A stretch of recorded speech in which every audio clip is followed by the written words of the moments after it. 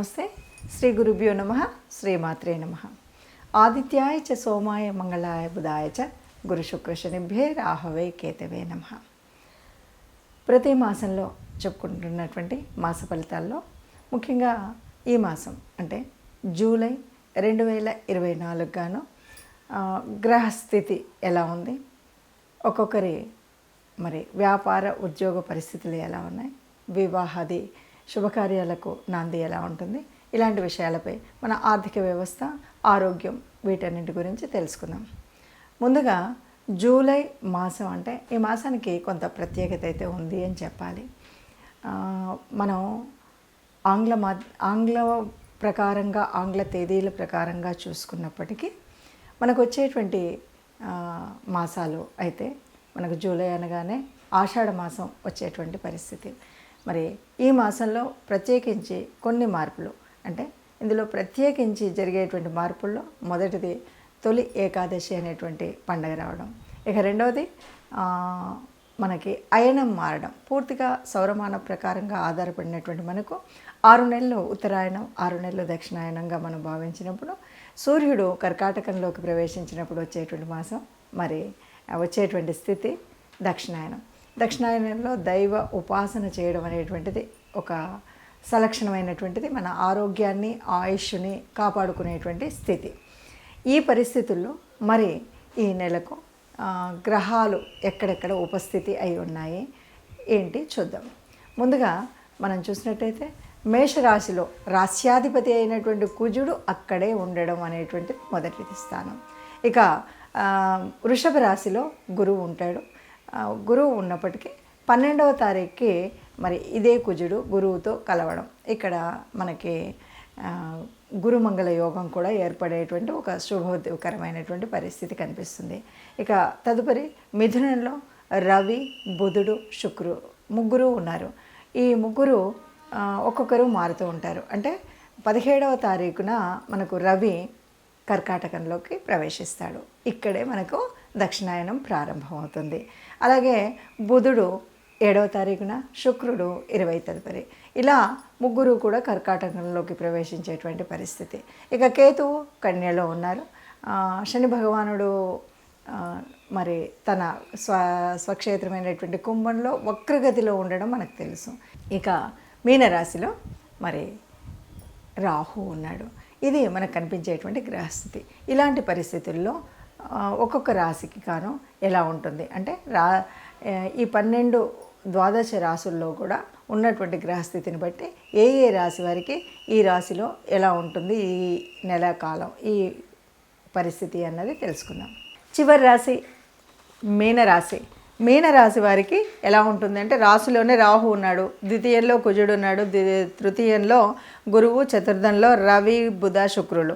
అయితే తృతీయంలో 2వ పక్షంలో కుజుడు కూడా తృతీయంలోకి వచ్చి చేరడం, తర్వాత తదుపరి పంచమంలో మిగతా గ్రహాలన్నీ రావడం, అంటే సంతాన స్థానంలోకి. సప్తమంలో కేతువు ఉన్నాడు. ఇది పరిస్థితి. వ్యయభావంలో శని. వీరికి ఎలా ఉంటుంది అని కనుక చేస్తే, మీరు కనుక చూసినట్టయితే మీరు దూర ప్రయాణాలు చేయాల్సినటువంటి పరిస్థితి. కొన్నిసార్లు ఇల్లు విడిచి వెళ్ళేటువంటి, అంటే ఆ ఉన్నటువంటి ప్రాంతం నుండి వెళ్తారా, ఉద్యోగరీత్యా వెళ్తారా, ప్రయాణ రీత్యా వెళ్తారా, ఎట్లా అన్నది తెలియదు, కానీ మీరు ఇంటి నుండి ఇతరుల ప్రాంతానికి వెళ్ళవలసి వస్తుంది.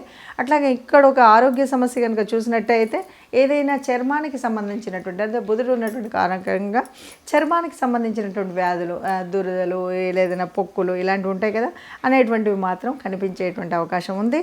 అలాగే స్థిరాస్తి సంబంధమైనటువంటి క్రయ విక్రయాలు ఈ మాసంలో చేయకపోవడం అనేటువంటిది మంచిది. మొదటి పక్షం అవ్వనివ్వండి, 2వ పక్షం అని ఏదైనా క్రయ విక్రయాలు అంటే మన ఆస్తిని అమ్మడం అయితే తక్కువ ధరకు పోవచ్చు, కొనడం అయితే ఎక్కువ ధర పెట్టి కొనవచ్చు, ఇలాంటివి. లేదంటే ఇంకేదైనా ఇబ్బందుల్లో ఉండొచ్చు. ఇలాంటి ఇబ్బందులు ఏవి రాకుండా ఉండాలి అంటే మనం ఈ కొనడం, అమ్మడం అనేటువంటి విషయాల్ని మాత్రం పూర్తిగా పక్కన పెట్టినట్టయితే బాగుంటుంది. లేదు అంటే ఇబ్బంది వస్తాయి. అలాగే మనం ముఖ్యంగా సప్తమ స్థానంలో ఉన్నటువంటి కేతువు మూలంగా, అంటే మన లైఫ్ పార్ట్నర్, జీవిత భాగస్వామి ఎవరైతే ఉన్నారో వారేమో వైరాగ్యంలో ఉండడం, వీరేమో ఆశలు, కొత్త కొత్త ఆశల్లో ఉండడము, ఏవో ఊహలలో ఉండడము, వీటి వల్ల సమన్వయ శక్తి లోపం లోపించి కొంత ఇబ్బందులు కుటుంబ స్థానంలో భార్యాభర్తల మధ్యలో స్థానంలో కొన్ని ఇబ్బందులు వచ్చేటువంటి అవకాశం ఉంటుంది. దీన్ని అతిక్రమించాలి అంటే తప్పనిసరిగా మనం కులదేవత ఆరాధన, ఇంటి ఇలవేలుపు ఇష్టదేవత ఆరాధన అనేటువంటివి మర్చిపోకుండా చేసుకోవాలి. ఇంకా అన్నింటికి మించి మీరు గోశాలకు వెళ్ళి గోగ్రాసాన్ని సమర్పించడం, నిత్యం సూర్య ఆరాధన చేయడం, దానం ధర్మం అనేటువంటివి మర్చిపోకుండా చేయాలి. వీటి వల్ల మనకేమి ఉపయోగం అంటే మనం ఏదైతే అనుకుంటున్నామో ఈ ఇబ్బందులు ఏవైతే ఉన్నాయో ఈ ఇబ్బందుల నుండి మనం దాటవచ్చు. అలా దాటాలి అని అందరూ అలాగే దాటి ఉండాలని, అన్ని రాశుల వారు సుఖంగా ఉండాలి అని ఎలా కోరుకుంటున్నాం అట్లాగే మీనరాశి వారిలో కూడా ముఖ్యంగా ఈ ఉన్నటువంటి ఈ చిన్న ఇబ్బందులు తొలగిపోయి ఇప్పటి వరకు మనం చూసినటువంటి ఈ గ్రహ పరిస్థితుల మూలంగా ఒక్కొక్క రాశికి ఉన్నటువంటి స్థితిగతుల మూలంగా ఏది ఏమైనా మనం చెప్పుకునేటువంటిది ఒక విషయం ఎప్పుడు చెప్పుకుంటున్నట్టుగానే మనకు ఇదంతా కూడా గోచార రీత్యా. ఈ గోచార రీత్యా అందరికీ ఇలాగే జరుగుతుందా అన్నప్పుడు కోటాను కోట్ల మంది ఉన్నటువంటి వాళ్ళల్లో అందరికీ ఇలాగే జరుగుతుంది అని చెప్పాం. కానీ దాదాపుగా మనకి ఒక 30% వరకు కనిపిస్తుంది. అయితే మరి ఎందుకు చెప్పుకోవాలి అన్నప్పుడు మాత్రం మనం ఒక మాట చెప్తూ ఉంటాం. అందరికీ వారి జన్మ కుండలి కనుక తెలిసినట్టయితే దాని ప్రకారంగా మనం చూసినట్టయితే ఇప్పుడు ఈ మాసంలో ప్రత్యేకించి మనకు ఒక యోగం గురించి చెప్తున్నాం. మొన్నటి వరకు బుధాదిత్య యోగం అని ఎలాగన్నామో ఇప్పుడు మనకి గురుమంగళ యోగం అని చెప్తున్నాం. ఈ యోగం ఉన్నటువంటి కాలంలో మనం దాన్ని ఎలా చేయాలి, ఏం చేయాలి అనేటువంటి పరిస్థితి. అంతేకాదు మరి ఈ మాసంలోనే మనకు ప్రారంభమయ్యేటువంటి దక్షిణాయన కాలం, ఇందులో కూడా మనము ప్రత్యేకించి మనం ఇంటి ఇలవేల్పును కానీ కులదేవతను కానీ నిత్యం ప్రార్థించినట్టయితే మనకు ఉన్నటువంటి అనేక గ్రహదోషాలు కూడా తొలగిపోయేటువంటి అవకాశం ఉంది. అందువల్ల మీకున్నటువంటి గ్రహ పరిస్థితిని చూసుకొని మనం ఏం పరిహారం చేసుకోవాలి.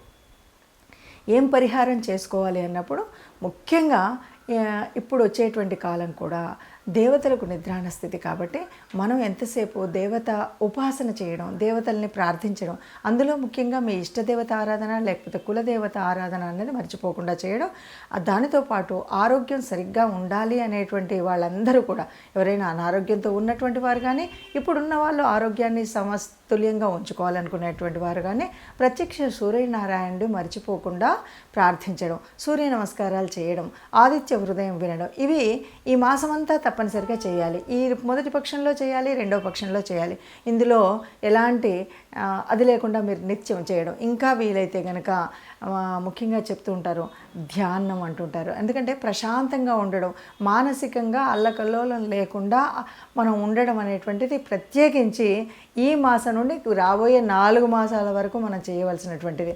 ఎందుకు అంటే ఇక్కడ మనకి దేవతలందరూ కూడా నిద్రలోకి వెళ్తున్నారు అంటారు. అంటే ముఖ్యంగా స్థితికారకుడైనటువంటి విష్ణుమూర్తి నిద్రాణంలోకి వెళ్ళేటువంటిదే మనకు శయన ఏకాదశి. మరి ఇక్కడ నుండి అంతేకాదు దక్షిణాయన కాలం, ఇక్కడ అంతా కూడా సూర్యుడు భూగోళానికి దూరంగా వెళ్తాడు కాబట్టి సూర్యుడు తాను ఇచ్చేటువంటి శక్తిని ఇవ్వడు కాబట్టి మనకు అనేక రకాలైన అనారోగ్యాలు వచ్చేటువంటి సమయం కాబట్టి మనం ఈ పని చేస్తూ కొన్ని రెమెడీస్ మనకు అందులో ఎలా ఉన్నా మంచి చేసినా చెడు చేసినా గ్రహాల స్థితి ఎలా ఉన్నా కూడా కొన్ని రెమెడీస్ అయితే చేయాలి. ముఖ్యంగా విష్ణు సహస్రనామాన్ని వినడం, దాంతోపాటు గోశాలకి వెళ్ళడం, గోవులకి గ్రాసం తినిపించడం, ఇలాగే దానం, అలాగే మనం ఎప్పుడు కూడా ధ్యానం, ఈ రెండు కూడా ఈ 4 ఏళ్ల కాలానికి ఇది ఒకే రెమెడీ అండి. మనకు చేతనైనంత దానం చేయడం, ఏదైనా సరే ప్రశాంతంగా ఉంటూ ఇష్టం వచ్చినట్టుగా ఎక్కువ తక్కువగా మాట్లాడకుండా ఉండడం అనేటువంటిది మంచి రెమెడీగా మనం చెప్పుకోవచ్చు. ఈ రకంగా మనం చేసినట్టయితే అందరం సుఖంగా ఉంటాం, అందులో మనము ఉండాలని ఆశిస్తూ సర్వే జనా సుఖినో భవంతు.